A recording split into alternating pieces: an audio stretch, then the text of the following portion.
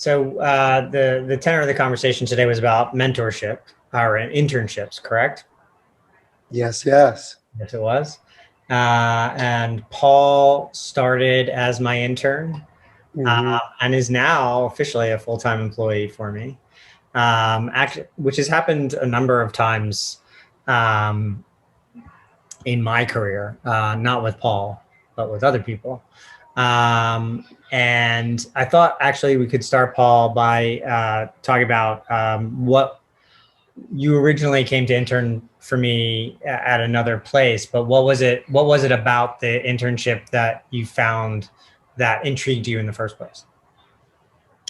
Well, I would say right off the bat, probably the fact, because I don't know, Evan, if you even were knowledgeable on how I became Yeah. to intern originally there, but Yeah. it was I reached out to someone you worked with on LinkedIn just to sort of chat because I had seen your guys' postings and everything, and I was interested, I was invested, and I just sent him a little excerpt, asked him to hop on the phone for 30 minutes, and very kindly he did. And Evan's uninterested. He's leaving. He's already angry with me. Closing my door. I'm kidding. I'm kidding. And we got on the phone, and I wasn't looking whatsoever for an internship or a job, and wasn't even aware that you guys have been doing those things. But I got on the phone and basically explained what I was trying to do with my career, what I was working on now, which just was basically my podcast, RIP, and a couple more things I had in the funnel, and my experience. And your colleague so kindly offered me the internship due to the fact that he liked that he saw I was working on things, not getting paid crap, but I was willing to put in the work without needing to receive compensation. I was just going out there, I was doing it. So I appreciated the fact that kind of the worth and the value we saw right off the bat. That there was no like formal internship tunnel that I went through. That just was someone read a resume and was like, oh, this guy has cool experience. Let's bring him in. More so that there was just an appreciation. You guys didn't even have my resume, but there's just more so an appreciation for people who respected hard work. And in doing so, that turned to the internship, working with your colleague. And then he goes, well, Paul seems to respond to me in all hours of the night.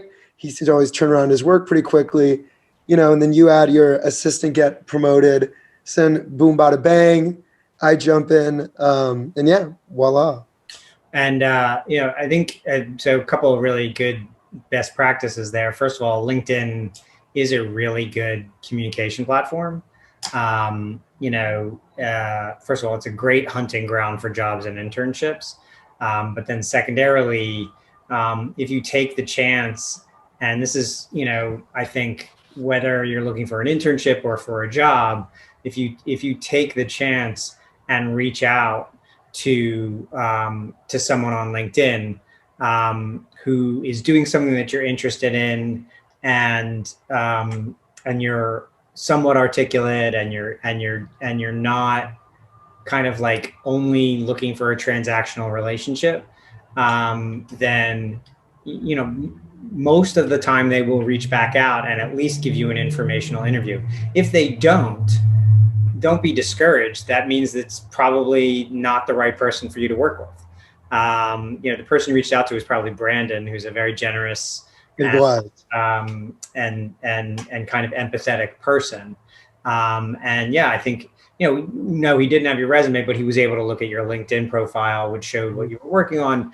But also, again, you fit the profile of what we really wanted, which was somebody who wasn't afraid to do kind of grunt labor, but also wanted to work in the creative end of the business. And so I think that's why we offered you the internship without checking any of your references, which seems like a terrible mistake in retrospect, but turned out okay. All right. Um, Well, but on the flip side of that, then after you got the internship, you threw yourself in. It was always the impression that you give everyone all the time is, how can I help? How can I help? I may not know exactly what I'm doing here, so as long as you're patient with me while I'm doing this thing, how can I help? How can I help? How can I help? And that to me is the profile of a great intern. Showing up early, staying late, walking by people's offices or reaching out on email and saying, how can I help? How can I help? How can I help? And most of the interns, so Claudia, who was my assistant before you, was also an intern of mine. Then we promoted her to assistant, and then we promoted her again. In your case, you came on as an intern, and then we promoted again. And so, that's something that I like. I really like working with people over time. I really like developing people. I don't know how usual that is, but I have found that the working relationships I've had over the years, I have, one of my old assistants is now the head of all documentaries at HBO Max Warner Media. Another one of my assistants went on to become the head of the office of Avalon here in New York, which is a comedy management company. And each one of those cases, they came in knowing not a lot, but they were always eager to do something big. Another one of my assistants, who started as an intern as well, is now vice president of original programming for NBC Universal International. Another one of my assistants is now senior vice president of technology and media at Royal Bank of Canada. These are all people, I feel old. But these are all people who either started as interns or came in at an entry-level job. And because they showed the same kind of work ethic that you did, they just kept rising. And what's great about an internship or an assistant job like that, especially if you're working for someone on their desk, the way you did mine, is, and I think you can talk about this, you get to meet so many different people. Oh, absolutely. Yeah. Talk to just a wide array of people. So you also get a great sense of the industry. Do you want to talk about that for a second? Oh, yeah, no, 100%. Well, first off, thank you for numerous kind things you said to me, and feel free to give me calls early in the morning just as some slight affirmations. I very much appreciate it, and all thanks to you, of course. But yeah, no, I would say the largest thing I took away from working with you or working on many of my other 2 or 3 other internships, most profoundly with you, was always finding the helpful things in what would seem sort of just kind of, not really, just sort of like, just, you just got to do it. Like, might not be what you want to do. It might not be, might not make sense right now. You might say, oh, like, what's this going to help for? And obviously for someone like you, it's something that needs to be done. And it's just, this and that. But it's always finding the value in the small stuff. For example, like being on your desk and talking with all these different assistants and people and coordinating.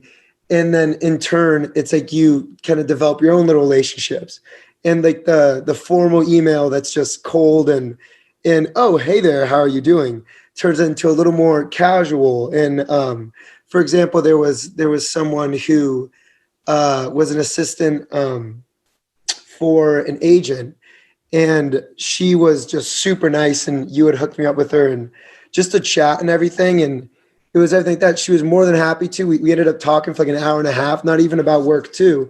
We're just getting to know each other. And it was funny. I didn't even know that like my buddy had reached out to her on LinkedIn. And then I was like, oh yeah, no, I know that kid. Like he goes to my school. Yeah.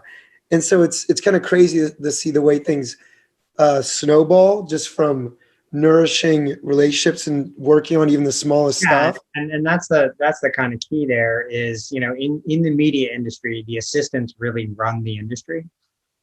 And if you can get on someone's desk, a lot of internships in this industry are like the third assistant for someone.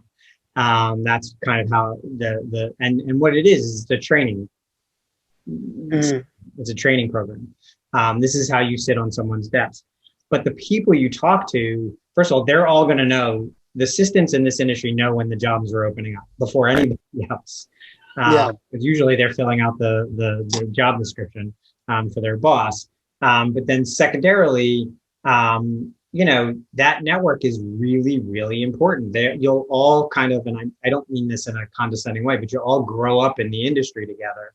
And those are the people, like I talk to people now who, they'll say, yeah, I was, 20 years ago, I was an assistant with that person. I can give them a call. Let's see what they have to say. And they're now an EVP of original programming at Netflix or whatever. Nana has a quick question. I would like just add one more thing. I think everyone says like whether it's entertainment, film, media, whichever, it's always built on relationships. And like you said, like your assistants have grown to be these huge heads of these companies. And of course, these are pre-installed relationships that now can benefit both parties and everything left and right. Yeah. Yeah. I think super. So Nana, good question. Where can I find internships and opportunities at ODI? We don't really have like an internship board, but that's something we are actually discussing starting right now is creating a place where we can get internships posted. But Dolly, who runs the organization, if you reach out to her and you say, hey, I'm looking for an internship, any advice that you might have, she knows where a lot of internships are being posted. We've got a very good board of directors, all of whom hire interns, and they work at Google and NPR and Spectrum Cable. I have my own business.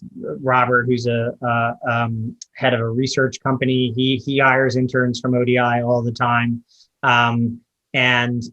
So Dolly is almost always willing to help as much as she possibly can. The other thing I would say is, Nana, are you a student now? Can you hear me? Yeah. So sorry. That's yes. Okay. Okay. Actually doing my master's degree at Fordham University, and coming this fall, I would like to get into internship. Yeah, you're still breaking up. So I'm going to try to answer your question. Another good way to find internships through ODI is to volunteer as a student star for our yearly conference. Paul is working on that with us this fall, and the conference is in November. And what we do is we put all of our student stars who volunteer on ODI in touch with executives. So they either kind of write questions for panels, or they help coordinate panels, or they do social media. But the exposure you get to executives in the industry is really good. I will also recommend, there's another great organization called HRTS. So it stands for Hollywood Radio Television Society, which is an odd name. But there's a junior section of HRTS called JHRTS. And then there's an associate's program. Yes. Actually, how did you sign up? I will put it in the Slack, in the chat before we jump off.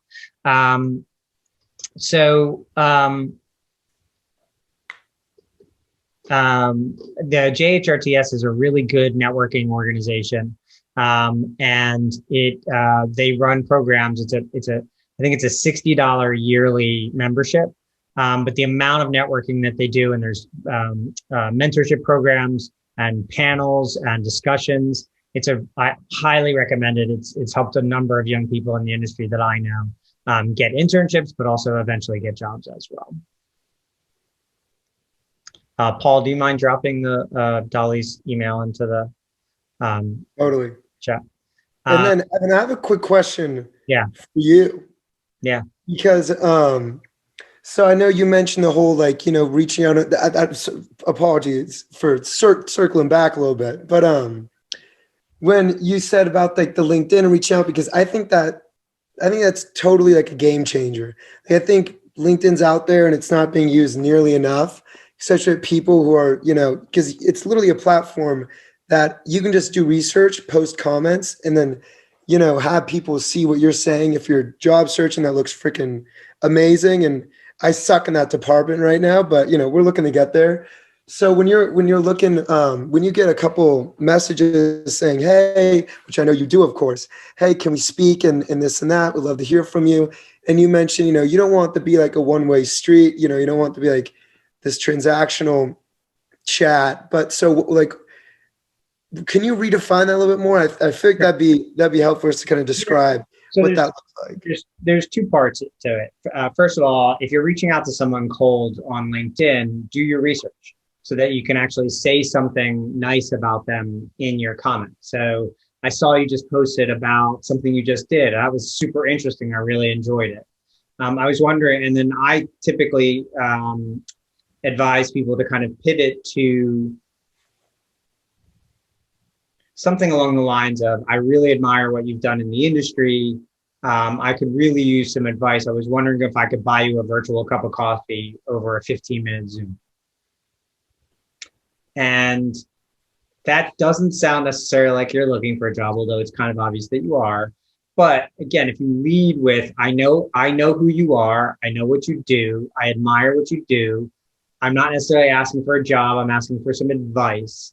And then it's kind of like this, and if you have the opportunity to do it in person, offer to buy someone a cup of coffee. Can I buy you a cup of coffee? Most people appreciate that approach without question. If you can specifically mention something they've posted on LinkedIn, that means you're paying attention and you're tracking them. I also think so that's one thing. The other thing is, make sure your LinkedIn profile is interesting. Don't just put your name and, a lot of people just put student, NYU or student Pace University or whatever it is. I typically put a joke in my bio, but that's kind of LinkedIn advanced. I would say, put something, aspiring writer, or, the last actual, job that you had or that you've done, or, something that you're proficient in. Right now we're looking for an editor. So, if it said proficient at Premiere in the bio, immediately I know something about you that's useful, not just you're a student at a college. Honestly, being a student at a college is not a useful piece of information. Try not to necessarily repeat something that's verbatim that's in the bio itself. And then lastly, publish. Put information out on LinkedIn on a regular basis that is of use to the community. It doesn't have to be, I publish there daily and I write very pointed, very provocative, very data-driven, informational essays, in as much as one can with 1,300 characters. And it, in the time that I've been publishing on LinkedIn, which is really just around 2 years, every client that Paul and I have, we have from LinkedIn, every single one. Most of the opportunities I get, there's people who know me from my time in the industry, but the newer opportunities that come from kind of outside of my network, they all come through LinkedIn. And it's almost exclusively because I'm in someone's feed on a daily basis. If we're connected on LinkedIn, I'm in their feed, but there's a lot of people who get my stuff because it's passed on from someone else or shared by someone else. And a lot of the first reach outs I get is someone, you showed up in my feed. It's an interesting post. Now, you don't have to be, as verbose as I am or as pointed as I am. You can just take an article that you read and write this above it. Yeah. Good enough article. Or if you want to say, I found this interesting, or I learned a lot from this article, or whatever it is. If you edit something that is really interesting, you can put that out there. Another thing that I think people specifically, you all, of the college age or entry-level job age, can offer to the LinkedIn community is things that people your age are doing. So if you're good at TikTok, post something interesting from TikTok. Most people my age on LinkedIn don't understand TikTok Yeah. or Minecraft or Roblox or Fortnite or a lot of different stuff, like who Z-Way is, who, Billie Eilish did a really interesting virtual concert last year, did very well for her. BTS did a series of virtual concerts this year. Most of the people, 90% of the people on LinkedIn have no idea who BTS is. They have no idea who Billie Eilish is. They have no idea, until the Super Bowl, they had no idea who The Weeknd was. And so, just because you know something doesn't mean that it's not information to most people who are hiring managers in the world. So, putting something useful up on LinkedIn on a I would say daily basis, but certainly on a weekly basis, it just jumps you into people's feeds in a way that will only benefit you. And then you want your landing page to be interesting, as I talked about before, not just a series of bullet points. You want it to say something about you. So that's how I coach people on how to use LinkedIn. Fair enough. Yeah, because it can be scary seeing it. I mean, I think a lot of people exercise social media for exactly the things they want majority of their employers not to see. Right. But it's like now this is your time to tap in with everything you want everyone to see. Yeah, I mean, don't post pictures of yourself smoking a bong on LinkedIn. That's a very bad idea. Don't do it on Instagram or Facebook either, because the first place a hiring manager is going to go after your LinkedIn profile is your Instagram feed and your Facebook page. And so, it's always a good idea not to put stuff out there you don't want an employer to see. Period. End of sentence. Fair enough. Anywhere on the internet, because it lives forever. Just ask Ellie Kemper. She's having a bad week. But the things you understand about how people your age use media, that's information to, again, 90% of the people on LinkedIn, or maybe not 90%, but certainly 90% of people my age on LinkedIn. And it's a useful resource. And that's how people use it. They use it as a resource. Yeah, it was interesting because I was talking, I went to like an event for my dad's work like last week, and I offered them to like shoot this little quick TikTok video for them because they need help with their marketing stuff, which would have taken me 5 seconds. He's like, well, I don't really care about TikTok or social media and stuff. But I told him, I was like, the only time I ever look at a video for more than 2 seconds is on TikTok before it tells me it's an ad. I watch it because it debatably might be funny or kind of cool. But that's literally the only platform I've ever been like, oh, let's see what we got going on here. Well, beyond that, though, I hate the ads on TikTok, not because they're not good, but because they say ad. I'm like, I just want to get to TikTok. But there's a lot of brands doing interesting things. The Washington Post's TikTok feed is super interesting. Crocs TikTok feed, killer. Yeah. Levi's TikTok feed, killer. Parade, which is a makeup brand and clothing brand, killer stuff. And that's what a lot of, if you're not just going to be a plebe inside an organization, that's the stuff you're going to wind up doing. Like they want you to teach them how to speak to your generation. So it's really kind of an important set of knowledge that you can share. And it's a useful, marketable skill. Yeah. Absolutely. So what do you think? When you talk to someone else's intern, like at another company, what's a tip off that they're not a good intern? Just like generally, just in random conversation. Yeah. Or email. Oh no. I've actually a couple good stories. So when I did my first internship, keep the company chill. It was like my first day, and I got there and I was super duper excited. And I was told that, before before we get running into the big stuff that you'll be helping on, it'll be just a lot of answering the phones and grabbing extremely complicated lunch orders for a million different people. And I was like, oh, hell yeah, let's just do it. And everyone, and interesting enough, 2 of these interns got fired, but there was this little group hanging around the corner. And I was like, oh yeah, well, what's going on, everything. And immediately they just started like crapping on numerous different desks saying, oh, well, he's had me do this. This doesn't make sense. And then they would do things like, oh yeah, like I'm going to do this. And then I'm going to try to slip in my phone number to the guy he's meeting with to have him try to call me. And it's just acting like completely. These guys do not last long. But it's just whenever, because sometimes the most things like, oh, getting lunch orders and everything, so you're never going to get to that next step unless you can be trusted making sure a lunch order gets correct. And it's like all these little things that seem super monotonous. And sure, at the time, maybe I would grow maybe slightly frustrated with it. But it's like every day they'd show up with this selfish attitude of like, oh, I'm going to try to do something big today. Yeah, I think go behind their back and figure this out.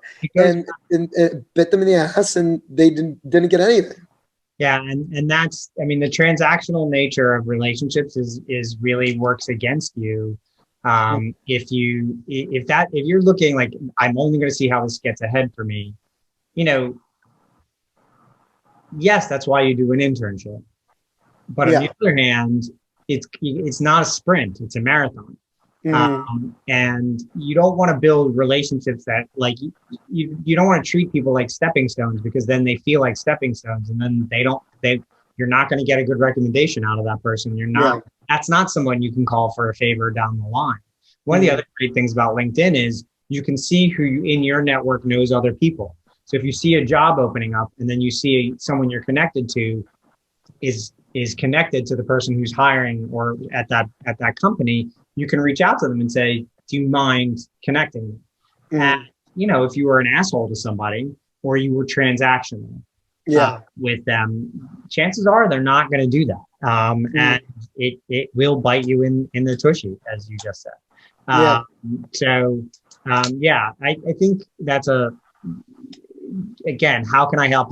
And getting coffee and getting lunch and all the small, bullshit stuff. How many times have you had to change the same meeting for me 6 times, right? In my calendar. Right. It's annoying as shit. But if you know how to do that well, if you can play calendar Jenga well, it's a powerful tool. Like not everybody can do that. I think Paul's frozen. There he is. He's still frozen. Am I frozen again? It might be me. Are you there? I can hear you. Can you see me? I can see you and I can hear you. Am I moving? You're moving now, yes. Okay, cool. This is great content right here. No, by the way, quick side note. Have you seen Bo Burnham's new comedy special on Netflix? No. It's great. It's fantastic. I'll have to check it out. For everyone here. It's Has dark. everyone else seen it? It's dark. Super dark. But he has his line. He's like, I'm making you content. So So I think the rule of thumb, first of all, every internship you have should lead you to that next internship. And if you're a senior in university, the internships you have senior year are very likely the place you're going to get a job. And if it's not, it should be for either a really good reason or it will be for a really bad reason. Meaning, like, if you have another opportunity, that's great. But if you don't do well on those senior internships, it can be rough. But let's go back to Nana's comment for a second. Sure. I'm sorry if I got us straight away. Amber, what is it called? HRTS? Is that what you mean? The film you just mentioned? Oh, it's Bo Burnham's new comedy special. I do not know what it's called, but it's okay. Bo Burnham, B-O, and his last name is B-U-R-N-H-A-M. He directed 8th Grade, Oh and yeah, he's great. he was, which is a great movie, and he was in A Promising Young Woman, which is also a fantastic, probably my favorite movie from last year. Um, and he's just ungodly talented. Um, Yeah, Great. I saw eighth grade. I'm gonna check out the other one as well. cool. Yeah. I think it's called Inside. Is his new special? Say again. I think it's called Inside. Inside, right? Because he did the whole thing in lockdown. He shot the whole thing in lockdown, in one room. Oh, Yeah, it's dark. I would say if we were all still in lockdown, I would say definitely don't watch it. But since okay. it's opening up now, I feel like it's a. Are you getting back end on this? Is this a promotional? Is it a promotional event? We're talking. Check it out. It's dark. It's so good. I have no vested interest whatsoever. I'm joking. No, I'm offering content. Fair Yeah, so I would say, like, when you're looking for an internship, the portals are really going to be less and less productive on a moving forward basis, because there are so many people looking and fewer internships than there used to be, frankly. This may change later this year as things start to open up, but there are just so many of you. There are more of you than there have ever been people like you. Just the pure numbers game of people looking to internships. It's just millions and millions and millions. And it's very competitive. And so the portals are getting thousands of applications with thousands of resumes for every open head. And this is true of kind of like the PAGE program at CBS and NBC. And so, kind of the way Paul went, which is what I call the one-to-one method, it's going to wind up being substantially more productive for you. So the larger your network, the more one-to-one you can do. And one of the ways I like to coach people to chase this path is think of companies you'd like to work in. In the entertainment industry, I actually coach people to say, look on IMDb at who produced the shows that you like.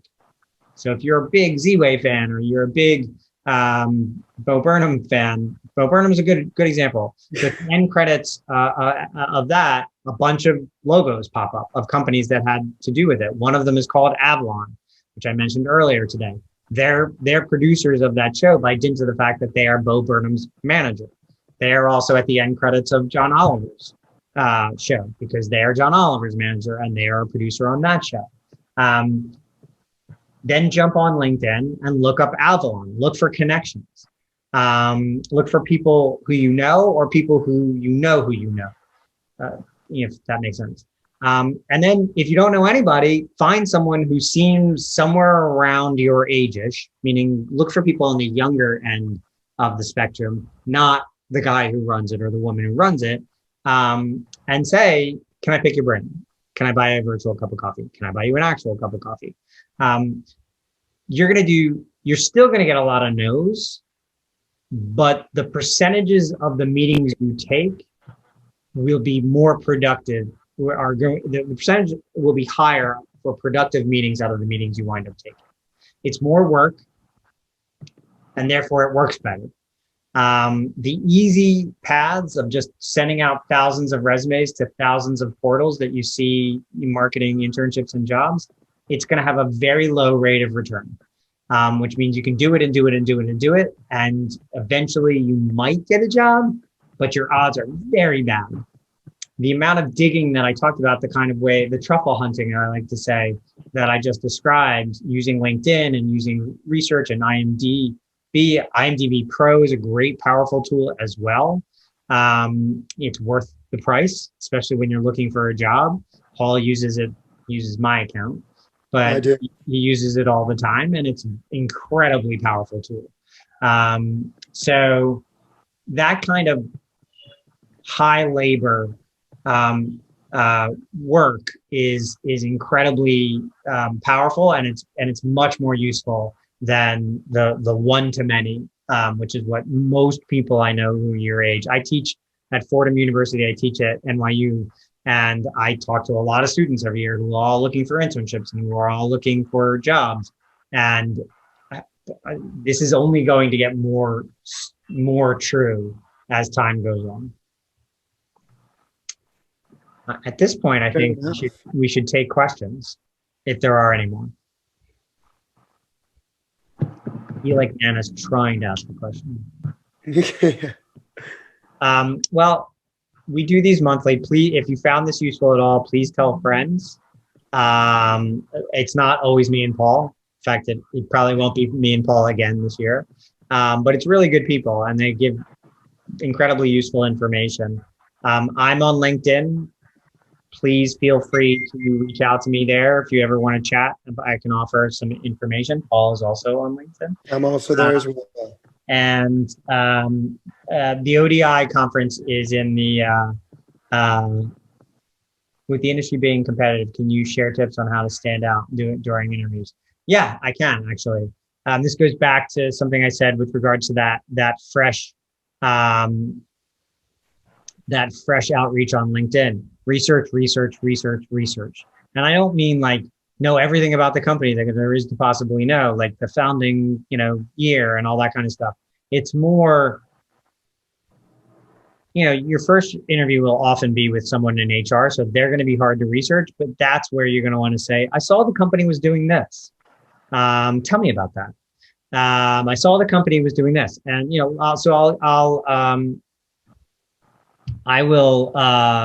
I'll use HBO Warner Media as an example.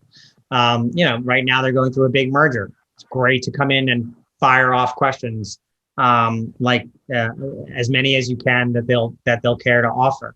But also, they have a brand new show which I highly recommend called Hacks, or Mayor of Easttown. Watch an episode. Come in conversant in that stuff. Today they announced that they're going to be starting a new pay streaming service for CNN called CNN Plus. Yesterday they announced their new name, which is going to be Warner Brothers Discovery, which I think should have been named Disco Brothers. But that's tons of things that you can ask questions about. If you're asking questions about the person you're meeting with, so actually let me translate that to a second. So that's for HR. In the case of an actual hiring executive, do your research. Go on their LinkedIn page. Usually where they went to college is there. If they're a senior person, all their roles will be there. If they're a very senior person, they'll have press about them that has been published recently. Knowing about them and being able to ask questions about them is incredibly, incredibly important. I like to give people a challenge, which is, do not talk about yourself until you're asked. Try to have more questions ready to ask than you could possibly ask in a half an hour interview. Ask follow-up questions. Like, don't make it about you. And if you don't make it about you until they literally say, tell me about yourself, you will be more interesting than 9 out of 10 other people who go in for that interview that day. Because most people go in, well, I'm yada, yada, yada, yada. That seems like the assignment, right? But that's not the assignment. Most people want you to ask about them. They don't want to ask about you, because most people are narcissists. And especially powerful hiring managers. They're all narcissists. So feed into that and play into that.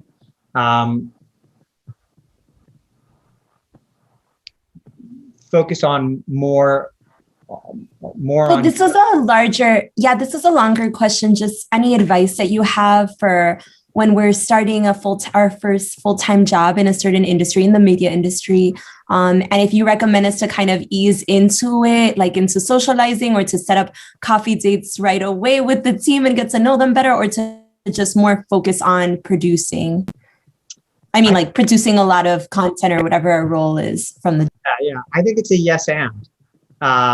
Meaning, when I start a new job, I typically talk to every stakeholder that I can find, and I ask them all the same 5 questions. And this is an exercise I got from a book called The First 90 Days. So I don't think it's, as long as you're respectful and not kind of like punching above your weight, like don't go up to the president of the company on the first day and say, hey, I'd like to buy a cup of coffee. But I do think, saying, hey, I'd love to learn more about the company so I can, really be helpful. Do you mind if we can grab a quick cup of coffee for 15 minutes? And, the thing is, like, you don't have to go out. You can just grab a cup of coffee in the cafeteria and go to the conference room and get coffee there, or sit and have a brown bag lunch. So it doesn't have to be that formal. But always be cognizant of, like,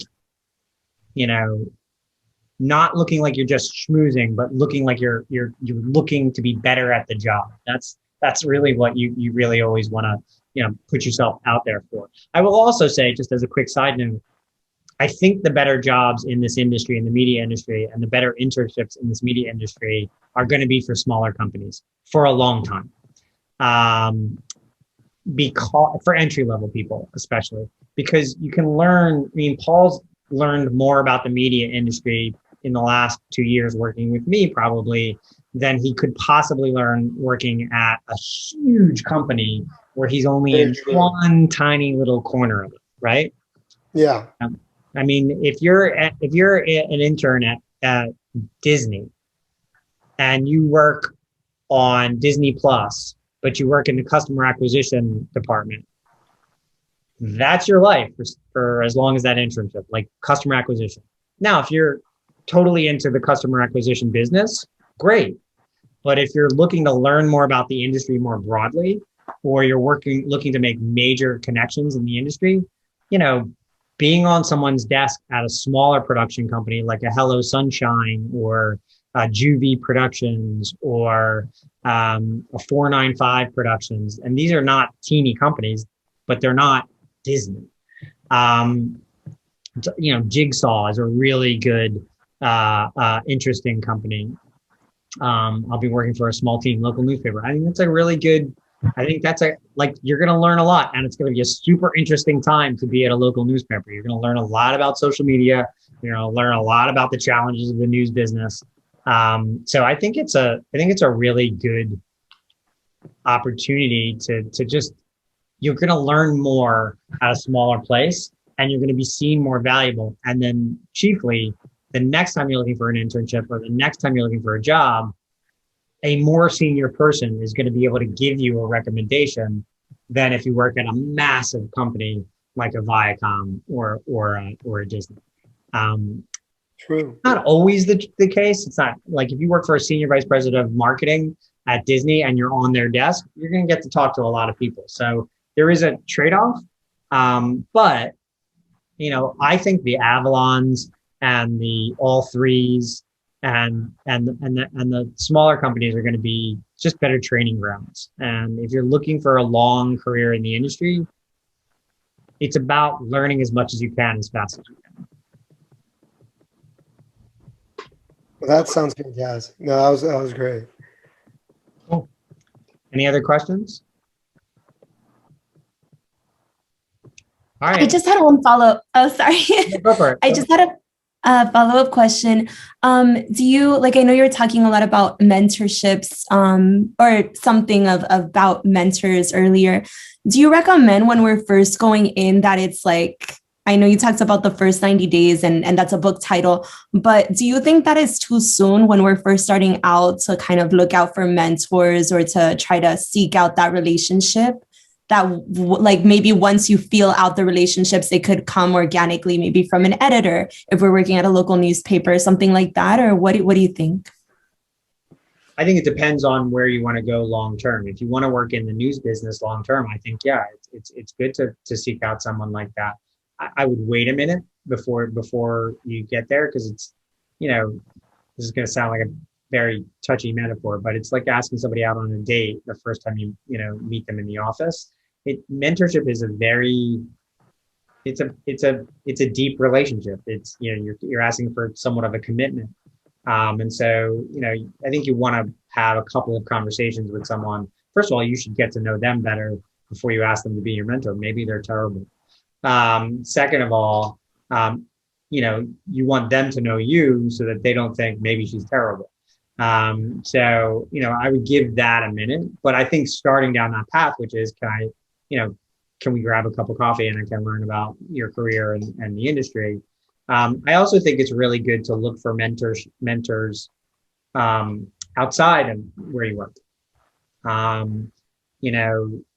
Because it's always good to be able to go to somebody who you trust to talk about your job.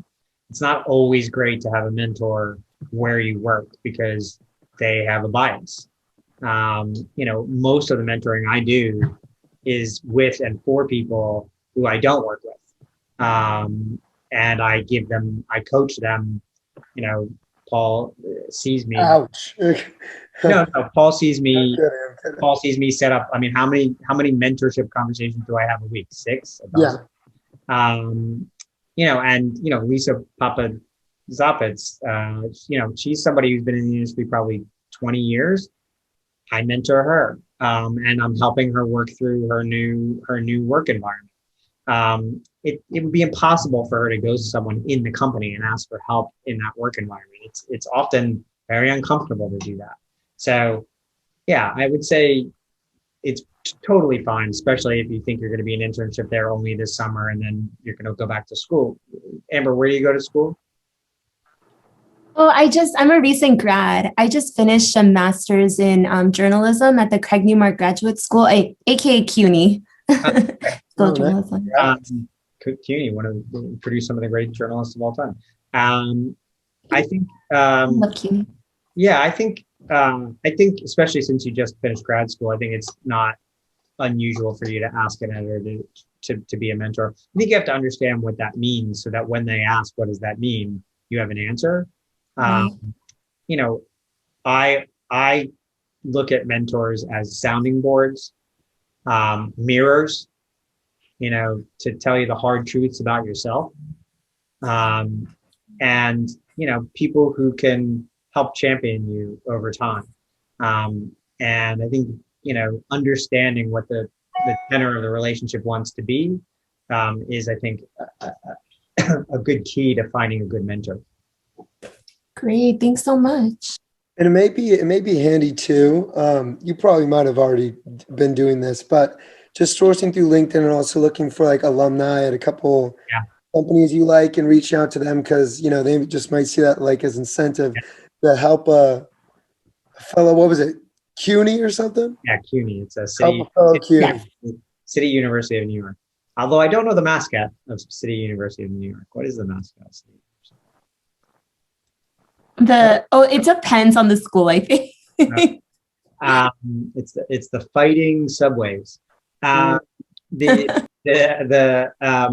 think that's a really good point. Like, finding someone on LinkedIn who's maybe 3 years out of school or 5 years out of school, who's doing what you want to do, that's very often even more valuable mentorship than somebody super senior in the industry who's like, I'm doing what you do. But when I started, everybody worked with paper and pen. Like, it may not be that useful to find a 50-year-old mentor who's in the industry because they may not understand the challenges of a young woman of color entering the news industry in 2021. You may do better to find someone who's trod the path more recently and been successful at it. So I think to Paul's point, finding someone who's like from CUNY, who's in journalism 5 years out, they're probably going to be substantially more valuable to you than somebody who's 30 years out. Cool. All right, I'm gonna call it. So thank you all for coming. I hope this was valuable to you.